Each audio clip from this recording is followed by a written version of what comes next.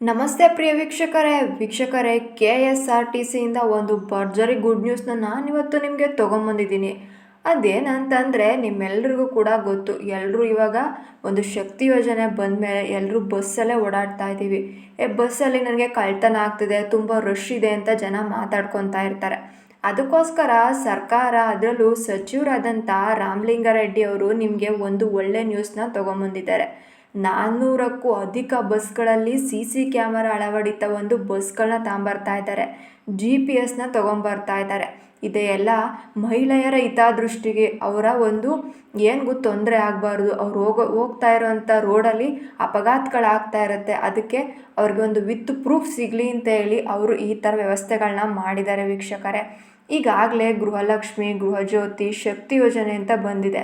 ಇದಕ್ಕೆಲ್ಲ ಕರೆಕ್ಟಾಗಿ ಚೆನ್ನಾಗಿ ಓಡ್ತಾ ಇರೋದು ಅಂದರೆ ನಮ್ಮ ಶಕ್ತಿ ಯೋಜನೆ ಅಂದೆ. ಇನ್ನು ಗ್ರಾಮೀಣ ಭಾಗದಲ್ಲಿ ಶಾಲಾ ಕಾಲೇಜುಗಳಿಗೆ ಹೋಗುವಂಥ ವಿದ್ಯಾರ್ಥಿಗಳಿಗೆ ತೊಂದರೆ ಆಗಬಾರ್ದು, ಕೆಲವೆಡೆ ರಸ್ತೆ ಸರಿ ಇರೋದಿಲ್ಲ, ಆದರೂ ಕೂಡ ಅಲ್ಲೆಲ್ಲ ಕಡೆ ಬಸ್ನ ಕೊಡ್ತಾ ಇದ್ದಾರೆ ವೀಕ್ಷಕರೇ. ತುಂಬ ಹೆಚ್ಚುವರಿ ಬಸ್ಗಳನ್ನ ಮಾಡಿಕೊಡ್ತಾ ಇದ್ದಾರೆ. ಇನ್ನು ನೋಡೋಕ್ಕಾದ್ರೆ ಕೆಲವು ಕಡೆ ಸ್ವಲ್ಪ KSRTC ಅವರು ಸ್ಪಂದಿಸಲ್ಲ. ನೀವೇನಾದರೂ ಮಾಡ್ಕೊಳ್ಳಿ, ನಾವು ಬರೋದಿಲ್ಲ ಅಂತೇಳಿ ಹೇಳ್ತಿರ್ತಾರೆ. ಸರ್ಕಾರ ಇದನ್ನೆಲ್ಲ ಕಂಡುಬಿಟ್ಟು 300ಕ್ಕೂ ಹೆಚ್ಚು ಮಾರ್ಗಗಳಲ್ಲಿ ಹೆಚ್ಚುವರಿ ಬಸ್ ಸೇವೆನ ಒದಗಿಸ್ತೀವಿ ಅಂತೇಳಿ ರಾಮಲಿಂಗಾರೆಡ್ಡಿ ಸರ್ ಅವರು ತಿಳಿಸಿದ್ದಾರೆ. ವಿದ್ಯಾರ್ಥಿಗಳ ಒಂದು ಪ್ರಯಾಣಕ್ಕೆ ಅನುಕೂಲವಾಗಲಿ, ಅವರ ಮುಂದಿನ ಭವಿಷ್ಯಕ್ಕೆ ಅನುಕೂಲವಾಗಲಿ ಅಂತೇಳಿ ಇನ್ನು 3 ತಿಂಗಳ ಒಳಗೆ ಹೊಸ ಮಾರ್ಗಗಳಿಗೆ ಬಸ್ನ ಸಂಚಾರ ಮಾಡಿಸ್ತೀವಿ ಅಂತ ಹೇಳಿ ಹೇಳ್ತಾ ಇದ್ದಾರೆ ಸುದ್ದಿಗೋಷ್ಠಿನಲ್ಲಿ. ಅದಲ್ಲದೆ ಈಗ ಆಲ್ರೆಡಿ 970 ಹಳೆಯ ಬಸ್ಗಳನ್ನು ತೆಗೆದಾಕ್ತಿದ್ದಾರೆ, ದುರಸ್ತಿಗೊಳಿಸ್ತಾ ಇದ್ದಾರೆ. ಅದನ್ನು 800ಕ್ಕೂ ಹೆಚ್ಚು ಹೊಸ ಬಸ್ಗಳನ್ನು ಸೇರಿಸ್ತಾ ಇದ್ದಾರೆ. ಹೊಸದಾಗಿ 100 ಪಲ್ಲಕ್ಕಿ ಸ್ಲೀಪರ್ ಬಸ್ಗಳನ್ನು ಕೂಡ ಸೇರಿಸ್ತಾ ಇದ್ದಾರೆ. ಅದಕ್ಕೆ ಸರ್ಕಾರ ಕೂಡ ಅನುಮತಿನ ಪಡೆದಿದೆ. 100 ಪಲ್ಲಕ್ಕಿ ಬಸ್ ಅಂದರೆ ಅದು ರಾಜನ ಥರ ಅದೊಂಥರ ಫೀಲ್ ಇರುತ್ತೆ ಆ ಬಸ್ಸಲ್ಲಿ. ವಿದ್ಯಾರ್ಥಿಗಳಿಗೆ ಸರಿಯಾಗಿ ಸಂಪರ್ಕ ಸಿಗುತ್ತಿಲ್ಲ, ಅದಕ್ಕೋಸ್ಕರ ಸಂತಸ ಪಡಲಿ, ಅವರು ಖುಷಿ ಪಡಲಿ ಅಂತೇಳಿ ಇವೆಲ್ಲ ಹೊಸ ಯೋಜನೆಗಳನ್ನು ತೆಗೆದುಕೊಂಡು ಬರ್ತಾ ಇದ್ದಾರೆ.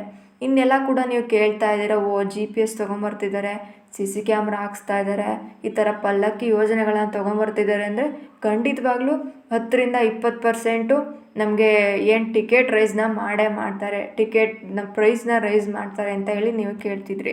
ಅದಕ್ಕೂ ಕೂಡ CM ಸಿದ್ದರಾಮಯ್ಯನವರು ತಿಳಿಸಿದ್ದಾರೆ, ಯಾವುದೇ ಕಾರಣಕ್ಕೂ ನಾನು ಬೆಲೆನ ಹೆಚ್ಚುವರಿ ಮಾಡೋದಿಲ್ಲ, ಇದು ಖಂಡಿತವಾಗ್ಲೂ ನೀವೆಷ್ಟು ಪ್ರೈಸ್ ಇಟ್ಟಿದ್ರಿ, ಜನಸಾಮಾನ್ಯರು ಗಂಡಸರು ಕೂಡ ಹೋಗ್ತಾ ಇದ್ರಲ್ಲ ಬಸ್ಸಲ್ಲಿ, ರೈಸ್ ಆಗುತ್ತೆ ಅಂತ ಅವರು ಕೂಡ ಆತಂಕ ಪಟ್ಟಿದ್ರು.